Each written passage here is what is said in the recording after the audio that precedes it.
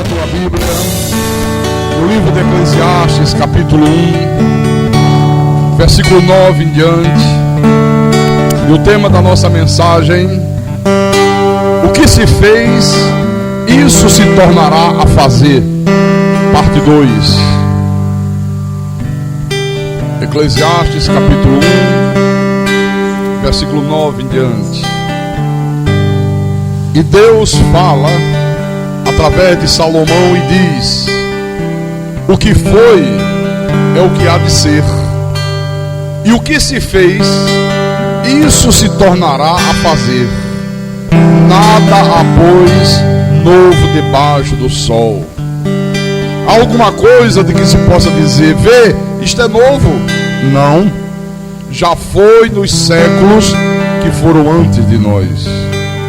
Já não há lembrança das coisas que precederam, e das coisas posteriores também não haverá memória entre os que hão de vir depois delas. Então vamos orar ao nosso Deus, para que o Espírito Santo fale ao nosso espírito nessa manhã. Oremos ao Senhor. A palavra pregada com verdade, sem mistura, sem misticismo, sem doutrinas de homens, sem tradições mentirosas, que é o alimento da nossa alma. Fala através do teu pastor, desse teu servo.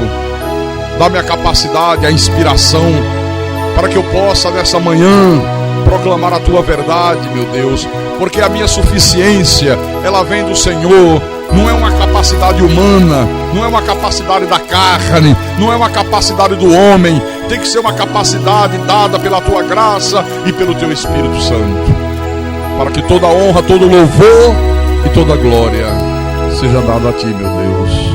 Eu te peço em nome de Jesus, em nome do Senhor, e que todos que creem digam amém e amém. Diga graças a Deus. Então, meus irmãos amados, minhas irmãs em Cristo, esta é uma verdade tremenda que Deus nos revela através do sábio Salomão. Deus está dizendo à igreja: não há nada de novo debaixo do sol. Ou seja, Deus está dizendo que tudo que nós vemos acontecendo no mundo hoje já aconteceu no passado. Não há novidades, tudo já ocorreu antes. Por que Deus fala isso? Sabe por quê? Porque mesmo com todo o desenvolvimento da ciência, mesmo com o alto grau de conhecimento do homem moderno, você sabe que o homem moderno, ele evoluiu muito. O homem já foi à lua, o homem já domina, né, todas as técnicas da engenharia, da ciência médica. Há uma evolução realmente muito grande. Mas, apesar de tudo isto, a má índole do homem continua a mesma. Estão aí as injustiças sociais. Apesar de todo o desenvolvimento do homem moderno, você vê aí o capitalismo selvagem. Você vê aí, só não vê quem não quer ver, os ricos explorando os pobres, a corrupção, os impostos extorsivos, massacrando os pequenos comerciantes, os microempresários. Olha, tudo isso que nós vemos fazer parte do mundo moderno, fazer parte da sociedade moderna, já ocorreu no passado também. No mundo espiritual, estão aí as religiões de fachada, o culto hipócrita, o comércio da fé, um monte de gente se dizendo cristã, mas na verdade vivendo na mais completa iniquidade. Nós não vemos isso hoje no mundo? Vemos ou não vemos? Sim ou não, irmãos? Mas isso já aconteceu no passado também. Então, nós que somos de Deus, temos que ter absoluta consciência de que o desejo do nosso Deus é que nós sejamos um diferencial no meio de toda essa imundície que toma conta do mundo, no meio de todo esse descalabro que está aí no meio da sociedade. Esse é o desejo de Deus. Nós temos que ser um diferencial, tanto na vida secular como na vida espiritual. Você que é de Deus, você tem que ter um estilo de vida que seja um contraste violento com o estilo de vida da sociedade. O povo de Deus, ele tem que ser um povo respeitável, ele tem que ser um povo honesto, ele tem que ser um povo fiel, Ele tem que ser um povo que não mente, um povo que não sonega imposto, um povo que não trapaceia, um povo que não faz as coisas erradas que a sociedade lá fora faz. Para você não ter dúvida que esta é a vontade de Deus, abra em Mateus, por favor, capítulo 5, versículo 13 e 14. No versículo 13, Jesus disse: vós sois o sal da terra. Olha, vocês são o sal da terra. Vocês é que dão sabor à vida. Vocês é que preservam, né, as coisas boas. Se não fosse o povo de Deus, como é que seria esse mundo hoje, hein? Como é que seria o mundo hoje?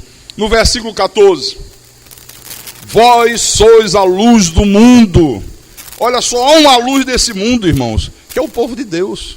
Só o povo de Deus é luz nesse mundo. Agora, infelizmente, nós não temos visto isso aqui acontecer. Claro, salvo em raríssimas exceções, a maioria esmagadora das pessoas que se dizem cristãs, elas estão vivendo aí no mundo tal qual os incrédulos vivem. É lamentável.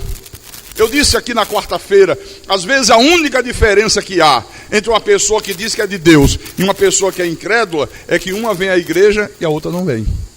Porque o comportamento é igual. Se o incrédulo mente, o que diz que é crente mente. Se o incrédulo adultera, o outro adultera. Se o incrédulo rouba, o outro rouba. Se o incrédulo finge, o outro também finge. É lamentável, mas é verdade. Então, nós que somos de Deus, irmãos, temos uma responsabilidade muito grande sobre essa terra. Você vê que, por causa dessa hipocrisia que hoje está estabelecido aí no mundo religioso, é que nós temos visto, nós temos percebido que para muitas pessoas, né, até individualmente eu estou dizendo, o culto a Deus tem se transformado numa grande hipocrisia. Você sabia disso? Por causa de tudo isso que nós temos visto no mundo espiritual religioso, o culto a Deus tem se transformado numa grande hipocrisia. E isso também já ocorreu no passado. Por isso que Salomão disse: olha, não há nada de novo debaixo do céu. Não há nada que possa dizer: olha, isso aqui é uma novidade, isso aqui é novo, isso aqui está se fazendo pela primeira vez, isso aqui está acontecendo pela primeira vez. Não, já aconteceu no tempo passado, já foi assim no passado. A história é a mesma, o script da novela, o enredo é o mesmo, só mudam os personagens. Só que no meio disso tudo, há um povo que tem que fazer a diferença. Amém? Abra, por favor, a tua Bíblia, lá no livro de Amós. Amós, capítulo 5, versículo 21. Eu falei que o culto hipócrita já tinha acontecido no passado. Na época de Amós, acontecia muito isso. E Deus usa esse homem para se insurgir contra isso. E ele diz, isso é Deus falando: aborreço, desprezo as vossas festas, e com as vossas assembleias solenes não tenho nenhum prazer. Olha que coisa dura. E ainda que me ofereçais holocausto e vossas ofertas de manjares, não me agradarei deles, nem atentarei para as ofertas pacíficas de vossos animais cevados. Afasta de mim o intrépito dos teus cânticos, porque não ouvirei as melodias das tuas liras. Olha como é que o povo estava vivendo aqui nessa época. Eles guardavam o dia de descanso, eles faziam cultos solenes, eles ofereciam oferta de sacrifício a Deus, eles cantavam louvores, eles adoravam o Deus bendito. Quer dizer, tudo parecia muito espiritual, tudo parecia muito santo. No entanto, Deus não apenas se recusava a aceitar aquela adoração, a aceitar aquele louvor, como Deus diz: olha, eu desprezo isso, eu detesto isso que vocês estão fazendo. Por quê? Por quê, pastor? Porque tudo isso aqui que eles faziam era uma coisa puramente mecânica. Eles tinham uma religião de fachada. Tudo isso aqui que eles faziam era apenas uma cortina para esconder a realidade que eles estavam vivendo. Essa que era a verdade aqui. Aqui no versículo 12, olha. Leia o versículo 12. Olha o que Deus continua falando. Porque sei serem muitas vossas transgressões e graves os vossos pecados. Afligis o justo, tomai suborno e rejeitai os necessitados na porta. Olha, quer dizer que eram muitas transgressões, eram graves os seus pecados, as injustiças, a desonestidade, as mentiras, as imoralidades, quer dizer, uma total infidelidade a Deus. É aí que Deus grita através do profeta Amós e diz: olha, eu odeio, eu detesto, eu não tolero as vossas reuniões solenes, eu não aceito as ofertas que vocês me fazem. Afastem de mim o barulho dos seus louvores, porque eu não ouvirei os vossos louvores. Deus disse: para com tudo isso. Você já imaginou Deus mandar parar a celebração? Deus diz: não celebrem culto, não louve, não cante, eu não quero isso. Aqui no versículo 24, ele diz: antes corra o juízo como as águas, e a justiça como o ribeiro perene. Olha, meu irmão e minha irmã, Deus não aceita um culto hipócrita. Não adianta nada você vir à igreja, você louvar a Deus, você adorar o Senhor, você ouvir a palavra pregada, você trazer teu dízimo, você trazer a tua oferta. Se tudo isso que você estiver fazendo for apenas uma máscara, como muita gente faz, para esconder uma vida errada que você vive. Que era o que eles faziam nessa época aqui. Quantos hoje, que se dizem crentes, que se dizem evangélicos, estão vivendo exatamente dessa forma? Usam roupas diferentes, se vestem de uma maneira estranha, usam expressões religiosas, títulos religiosos, mas na verdade, tudo não passa de uma máscara, tudo não passa de uma cortina, o coração manchado de maldades, as mãos impuras pela desonestidade que praticam. Quer dizer, mas eles continuam fazendo questão de se gloriarem na sua fachada, se gloriam na roupa que veste, se gloriam, né, nas expressões que usam. Olha, isso é uma hipocrisia. Deus não aceita, é a religião de fachada, meu querido. Deus não aceita isso. Aqui no capítulo 6, olha, vira a página aí, versículo 1, o Senhor diz assim: ai dos que andam à vontade em Sião, e dos que vivem sem receio no monte de Samaria, homens notáveis da principal das nações, aos quais vem a casa de Israel. Olha, estão aí os políticos andando à vontade, de mãos dadas com falsos pastores, com falsas igrejas, com falsos levitas, e eles não têm receio de nada. Está aqui, ó. Não temem a Deus, não sentem receio do mal que praticam, eles se julgam acima do bem e do mal, se julgam muito importante. Estão aí, só não vê isso quem não quiser ver. Já era assim nesse tempo aqui, já era dessa maneira nessa época aqui. No versículo 3, o Senhor diz: vós que imaginais está longe o dia mau, e fazeis chegar o trono da violência. Olha, vocês que imaginam, Deus diz, que está longe o dia mau, está longe o dia da minha ira, está longe o dia da minha vingança, porque na mente dessa gente, a disciplina de Deus é uma coisa muito distante, muito longa. Talvez muitos deles nem acreditem na ira divina, eles não acreditam em nada. Mas por outro lado, meu irmão, qualquer dia é um dia bom para eles praticarem toda sorte de violência. Eles praticam toda sorte de violência nesse mundo. Aqui no versículo 4, o Senhor diz: que dormis em camas de marfim, e vos espreguiçais sobre o vosso leito, e comeis os cordeiros do rebanho, e os bezerros do cevadouro. Você vê, isso aqui nós vemos aí no mundo secular. Os ricos empresários, esses banqueiros miliardários, esses bandos de políticos marajás, Todos vivendo uma vida suntuosa. Você não vê isso hoje ou não vê? Come nos mais caros restaurantes, se empanturram de caviar, bebe um uísque de R$1.000 o litro. Você sabe o que é um sujeito pagar R$1.000 num litro de uísque para beber em 1 hora com os amigos? Enquanto os pobres que eles exploram moram em favelas. Quando tem, come sanduíche de mortadela, pão com mortadela. Isso é uma perversidade. Isso é uma perversidade, meus irmãos. No mundo religioso, isso aqui é a mesma coisa. Enquanto o povo de Deus dá duro trabalhando, enquanto a maioria anda em ônibus lotado, às vezes aí, até para ir para o templo dessa gente, vão a pé.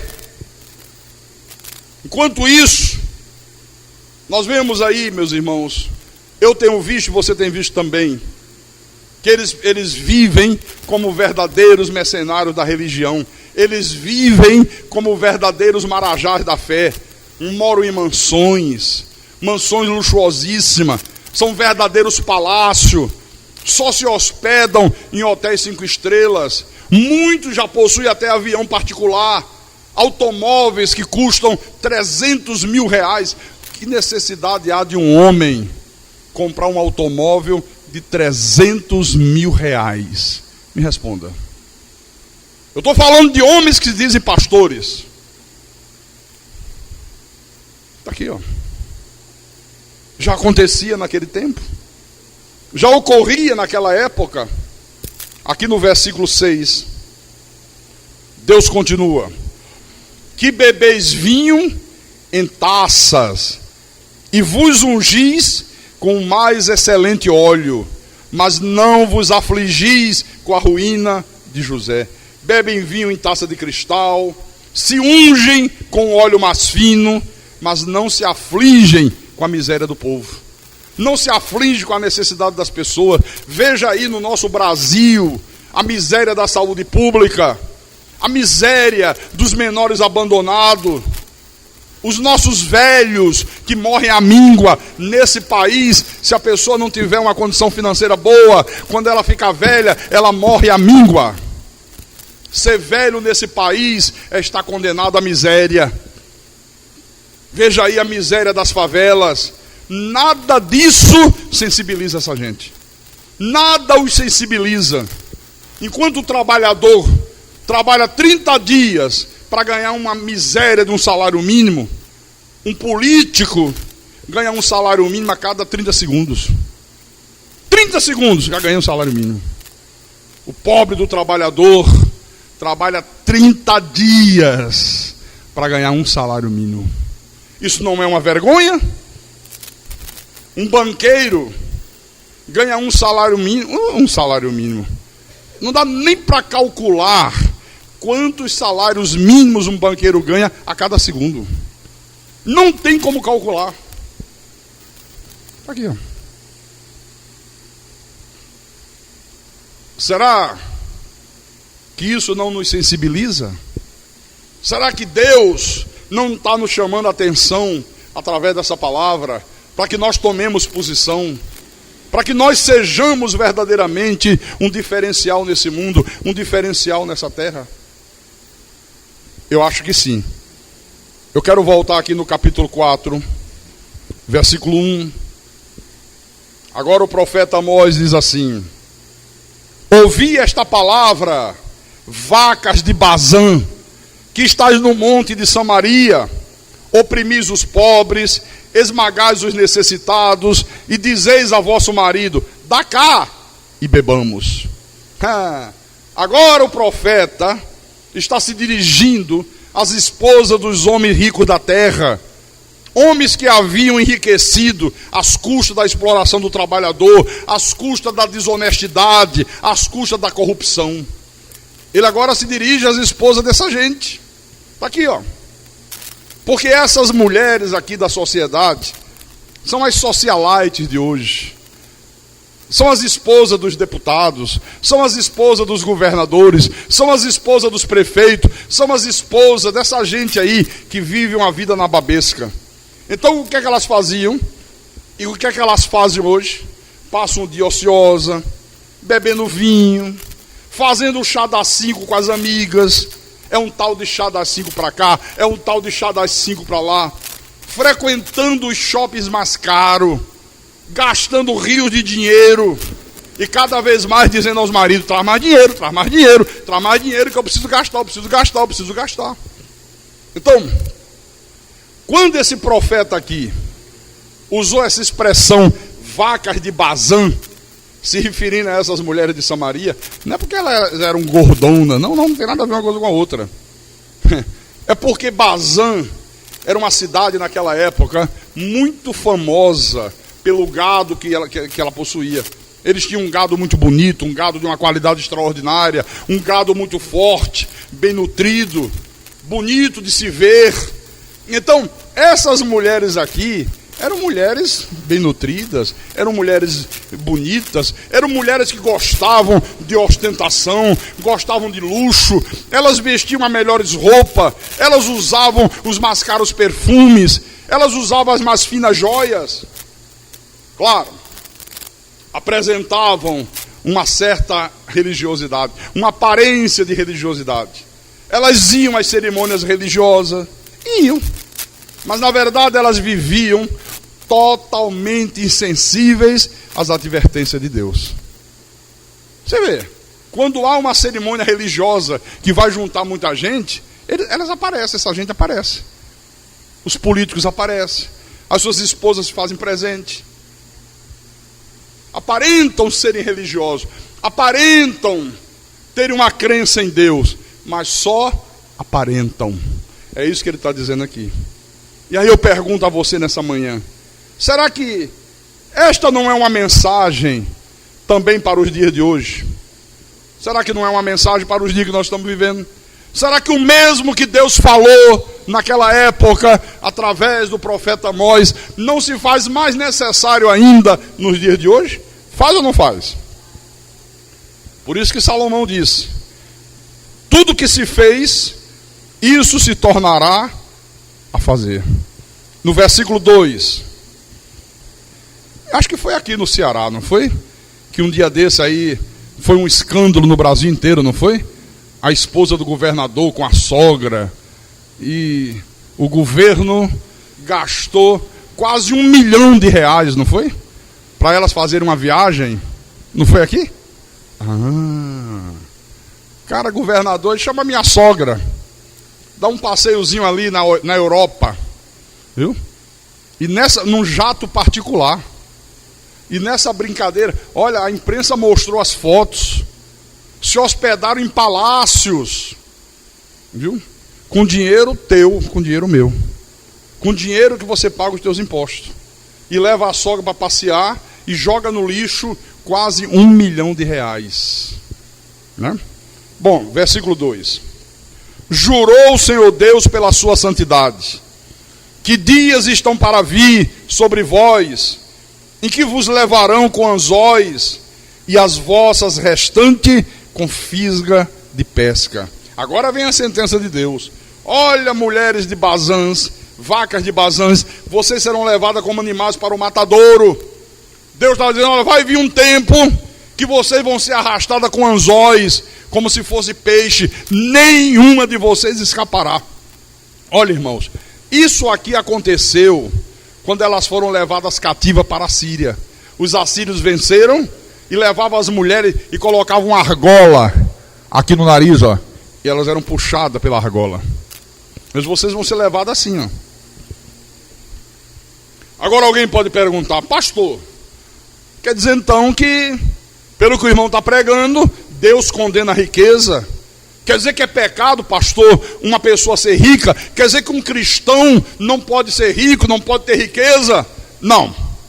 Eu não estou dizendo que Deus condena a riqueza, nem eu estou dizendo aqui que a riqueza é pecado. Não é isso que eu estou dizendo. É preciso entender isso. Eu vou explicar um pouquinho. Vem aqui em 1 Timóteo, primeira epístola de Paulo a Timóteo, capítulo 6, versículo 7 em diante. Então ele diz: porque nada temos trazido para o mundo, nem coisa alguma podemos levar dele. Tendo sustento e com que nos vestir, estejamos contentes. Versículo 9. Ora, os que querem ficar ricos caem em tentação e cilada, e em muitas concupiscências insensatas e perniciosas, as quais afogam os homens na ruína e perdição. Porque o amor do dinheiro é raiz de todos os males, e alguns nessa cobiça se desviaram da fé e a si mesmo se atormentaram com muitas dores. Então, quando Deus diz aqui que se nós tivermos sustento e com que nos vestir, nós devemos estar contentes, olha, isso aqui já desmascara essa teologia da prosperidade que está aí fora sendo pregada, esse evangelho pervertido que está aí na praça, induzindo as pessoas a uma busca desenfreada por riqueza. Ligue a televisão, ligue o rádio, ouça o que dizem esses falsos pastores. É só falando de riqueza, é só induzindo as pessoas a uma busca desenfreada por bens materiais. Não porque você tem que ser rico, não porque você tem que ter muito dinheiro no banco, não porque você tem que ter uma casa com piscina, não porque você tem que ter carro novo, não porque você tem que vestir a melhor roupa, não porque você tem que comer a melhor comida. Só se fala nisso. Quando Deus está dizendo alto lá, se você tiver o que comer e o que vestir, esteja contente, esteja feliz. Aqui no versículo 9, no texto grego original, esse verbo que foi traduzido por querer, os que querem ficar ricos, no grego é bolomai. Na verdade, a tradução correta seria fazer. Então, o sentido verdadeiro desse texto aqui é o seguinte: Deus está dizendo que há pessoas nesse mundo que querem se fazerem ricas. Qual é a diferença, pastor? A diferença é o seguinte: se Deus quiser que você seja uma pessoa rica, um homem rico, uma mulher rica, olha, isso vai acontecer naturalmente. Absolutamente naturalmente. Salomão foi o homem mais rico do mundo. Quando Deus disse: Salomão, peço o que você quiser que eu te dou, o que é que ele pediu a Deus? Sabedoria. Deus disse: olha, já que você não me pediu riqueza, você não me pediu longevidade, você não me pediu a morte dos teus inimigos, olha, eu vou te dar isso e muito mais. Tornou Salomão o homem mais rico do mundo. Quer dizer que a cabeça daquele homem não estava voltada para bens materiais. Ele não estava querendo ser o homem mais rico do mundo, mas Deus disse: mas você vai ser o homem mais rico do mundo. Então, se Deus quiser, você será. Não vai precisar você usar desonestidade, não vai precisar você explorar as pessoas, não vai precisar você mentir, não vai precisar você roubar, não vai precisar você sonegar imposto, não vai precisar você ser político. Porque hoje ser político é sinônimo de se tornar rico, né? Ou não é? Alguém disse para mim: pastor, José foi governador do Egito. Daniel foi um dos principais da Babilônia. É verdade. Agora eu pergunto para você: José, em algum momento pensou em ser governador do Egito? Hã? Não.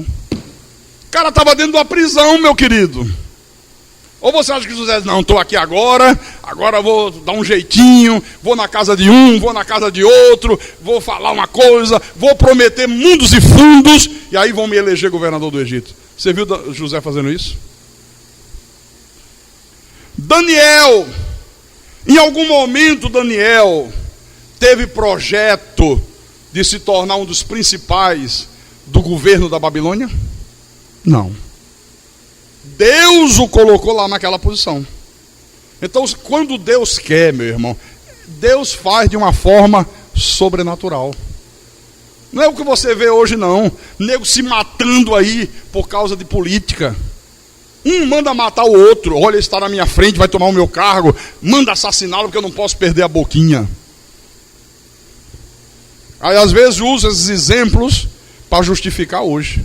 Não, é normal a gente ser, é normal um pastor ser político, é normal um crente entrar na política. Olha aí José, olha aí Daniel, não, é completamente diferente. Completamente diferente. Agora, quando as pessoas querem, elas mesmas se fazerem ricas, olha meu irmão, a pessoa fica disposta a usar de todos os meios e recursos para alcançar aquele objetivo. Não, eu vou me fazer rico, eu vou ser rico, olha, eu vou mostrar para vocês que eu vou ser. O cara rouba, o cara trafica, o cara se prostitui, ele é capaz de vender a própria alma ao diabo para alcançar aquele objetivo. É diferente de Deus fazer. É aquele empresário que explora o trabalhador, pagando um salário injusto. Eu acho engraçado, sabe por quê? Dentro das igrejas você vê isso. O cara diz assim, é verdade, pastor. Que salário mínimo vergonhoso.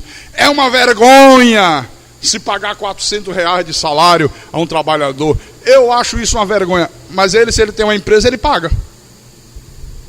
Por que não dá um exemplo?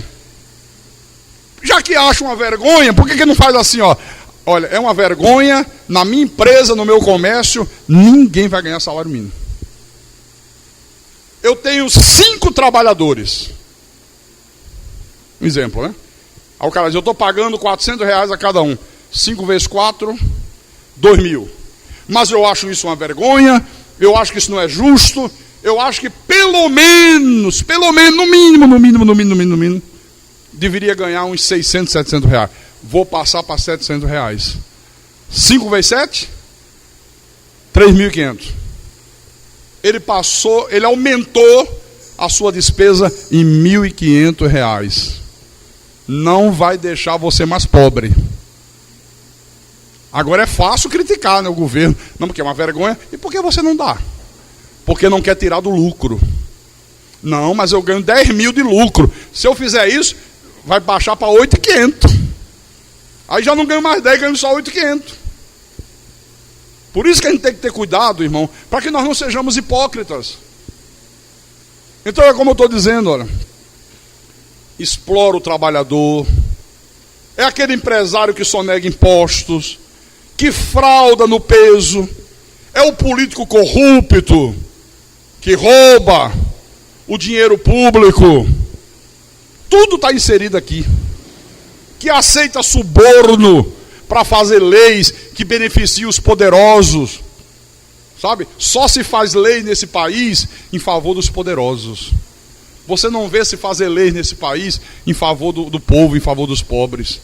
Agora, lei para defender banqueiro, lei para defender grandes grupos empresariais, multinacionais. Olha, eles estão lá só para defender essa gente.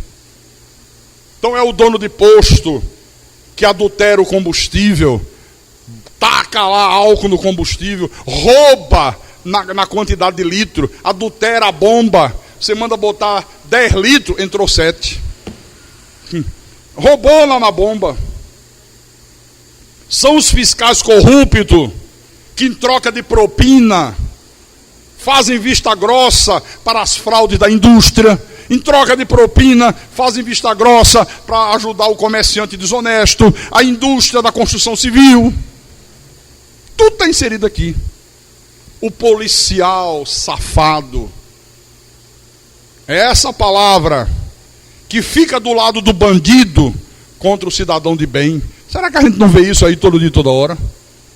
O juiz, que devia promover justiça, vendendo sentença para livrar ladrões do colarinho branco.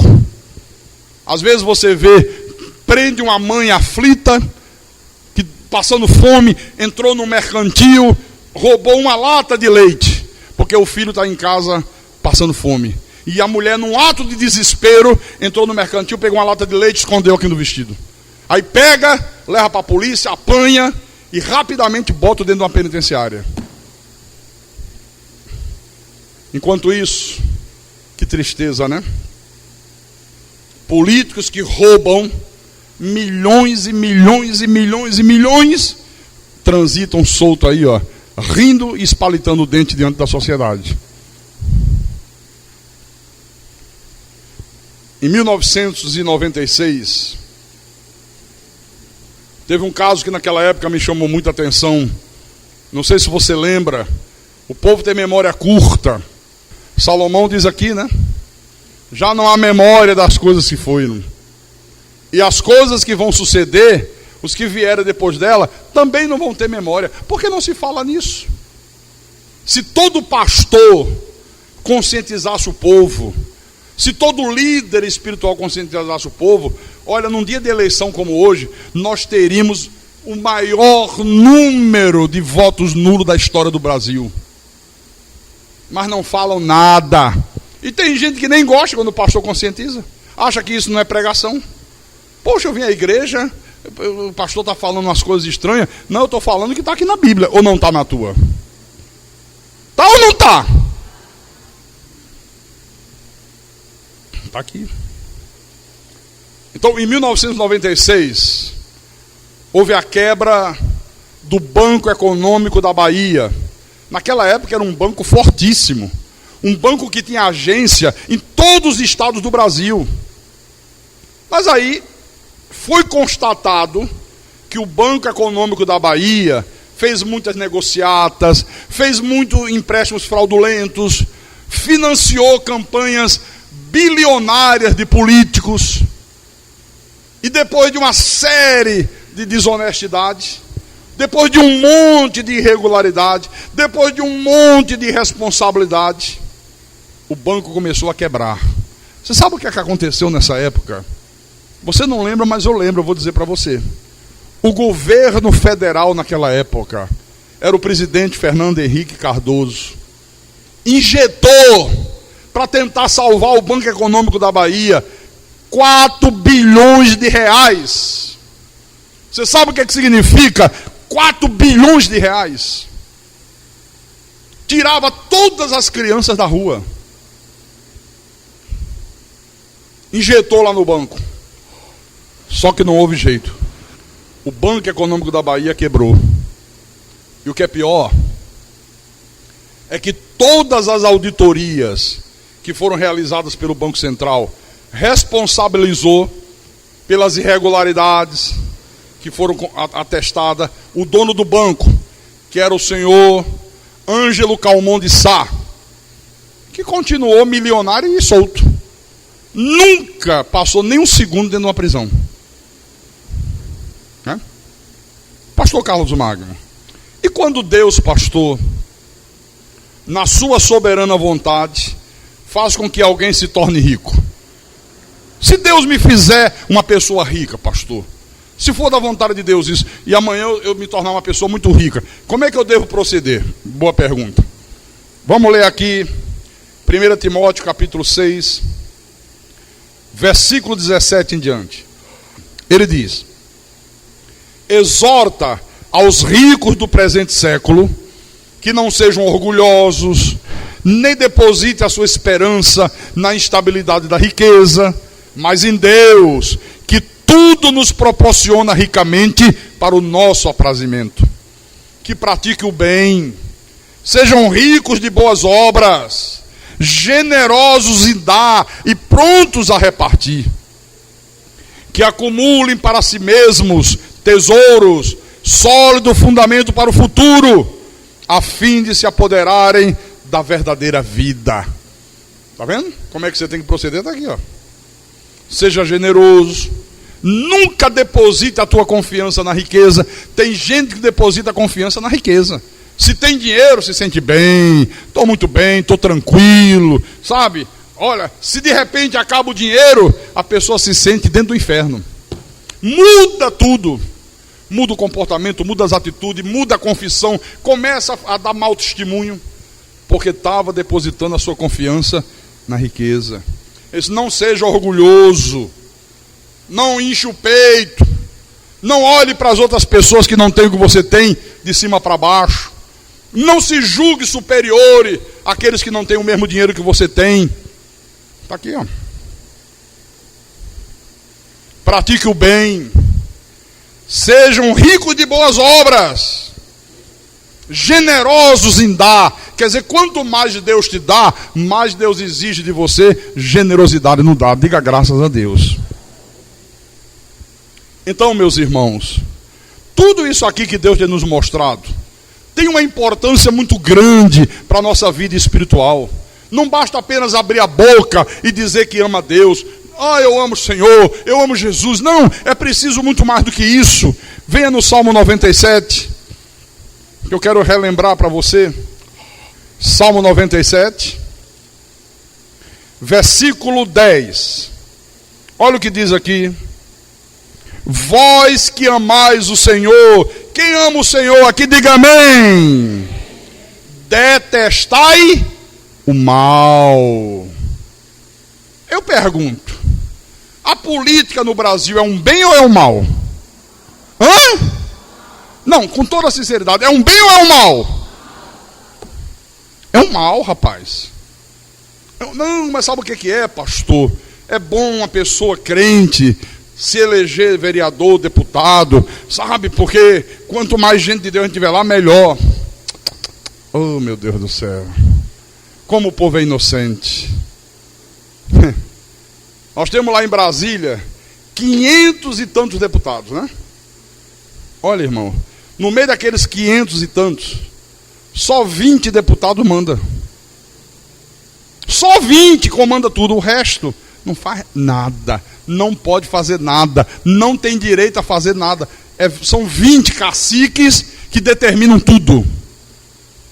O resto vai lá só para ganhar dinheiro, só para botar dinheiro no bolso, sabe? E fazer negociata. Vereador. Vamos fazer uma experiência. Quer ver uma coisa? Irmão Geraldo, uma pessoa de Deus, um homem honesto. Vamos imaginar que irmão Geraldo fosse ser vereador. Eleição garantida. O que esse homem poderia fazer por essa cidade? Nada. Nada. Vai para lá fazer papel de vaquinha de presépio. Eu sei. Eu conheço isso, gente. Me meteram nessa lama em 1990. Eu sei como é que é. Então, vós que amais o Senhor, detestai o mal. Olha, isso aqui é uma ordem imperativa de Deus. Você que ama o Senhor, você tem que detestar o mal. Não basta cantar, não basta louvar, não basta ler uma Bíblia, não basta apenas vir à igreja e ouvir uma pregação. É preciso muito mais do que isso. É preciso mais do que isso, está aqui no Salmo 119. Salmo 119, versículo 104. Olha o que o salmista diz. Por meio dos teus preceitos consigo entendimento. Por isso detesto todo caminho de falsidade. Quer dizer que quanto mais você estuda a palavra, quanto mais você faz seminário, quanto mais você cresce na graça e no conhecimento de Jesus, mais você passa a detestar todo caminho de falsidade. Está aqui Deus falando, ou não é isso que está na tua Bíblia? Mas você detesta todo caminho de... Eu odeio todo caminho de falsidade. Eu detesto. Eu sinto nojo. Viu? Em Romanos capítulo 12, versículo 9. Agora Deus fala através de Paulo. E o Senhor diz: o amor seja sem hipocrisia. Detestai o mal, apegando-vos ao bem.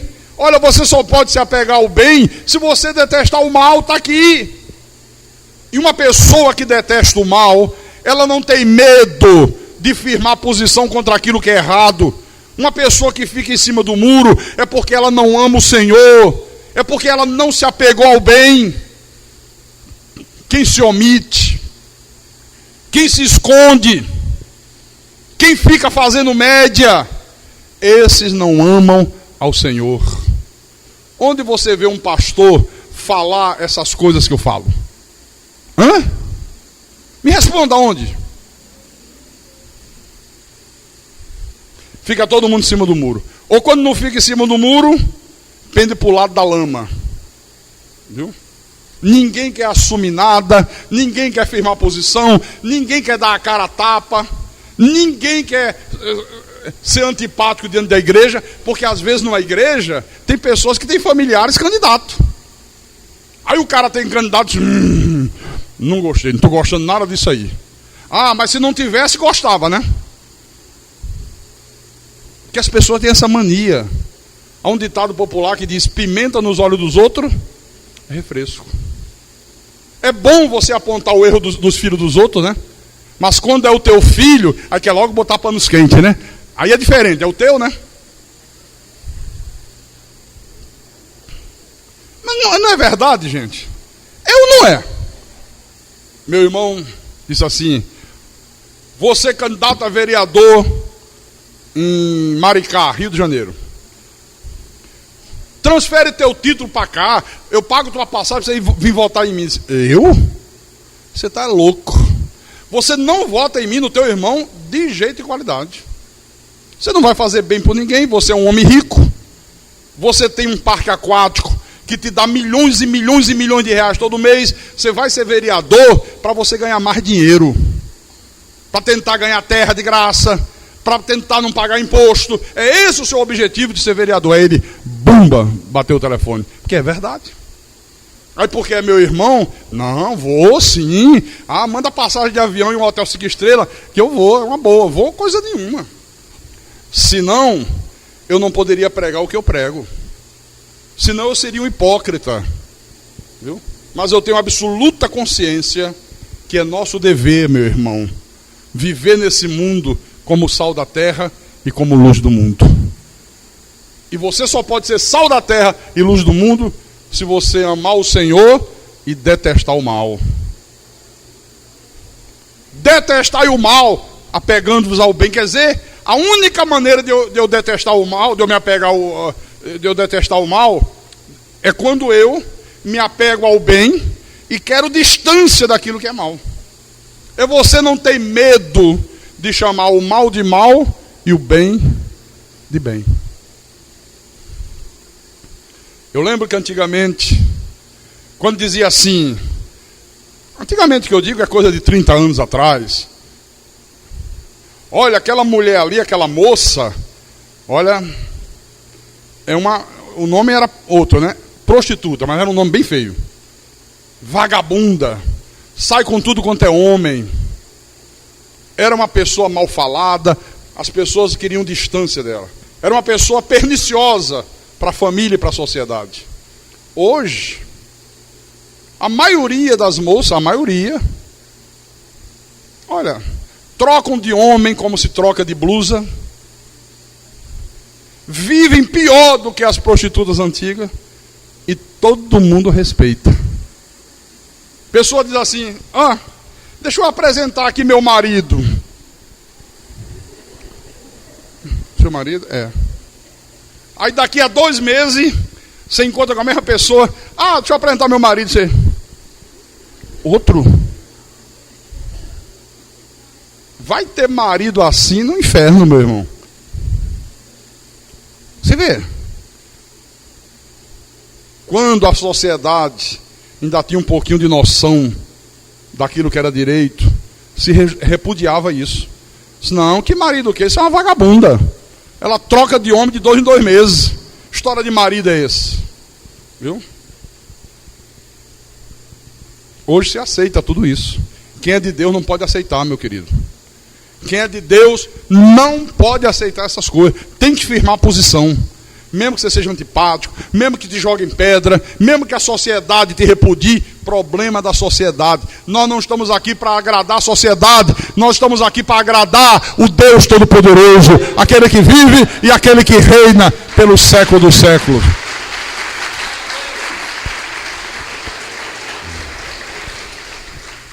Então, a ordem imperiosa de Deus é essa aqui: detestai o mal. Olha, detestai, odeiem o mal. Olha, isso é duro. Detestem o mal. É aquela coisa muito forte. Você tem que detestar o falso evangelho. Você tem que detestar pastor safado, falsos profetas vagabundos que fazem comércio com o povo de Deus. Você tem que detestar isso, e você não tem que ter medo de colocar a tua posição e dizer: eu detesto isso aí não é de Deus, isso aí não tem nada a ver com Deus, esse evangelho aí é falso, isso não é a verdade divina, eu não aceito, isso é um evangelho pervertido. Aí você está detestando o mal.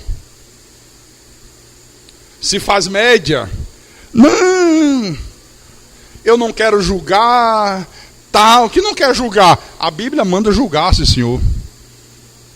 É ordem imperiosa de Deus que a gente julgue os espíritos. Eu vou terminar com isso. Abra lá em 1 de João, capítulo 4, versículo 1.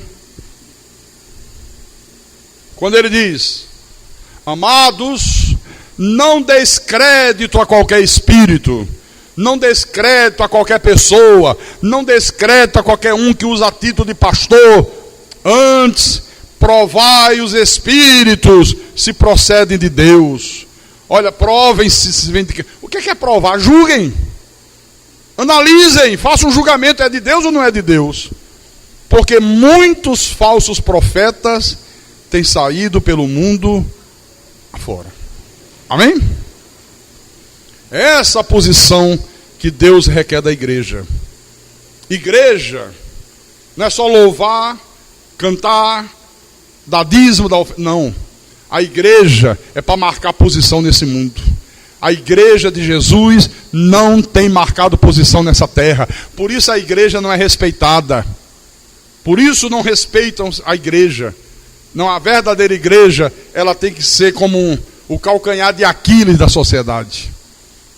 Ela tem que ser como uma espinha de peixe na garganta dos ímpios. E essa igreja tem sido assim. E quem tem ouvidos para ouvir, que ouça o que o Espírito da verdade falou à igreja nessa manhã. Em nome de Jesus, para a glória do Deus Todo-Poderoso. Aleluia. Vamos ficar de pé todos. Fique de pé, amado de Deus. Pedras que vivem.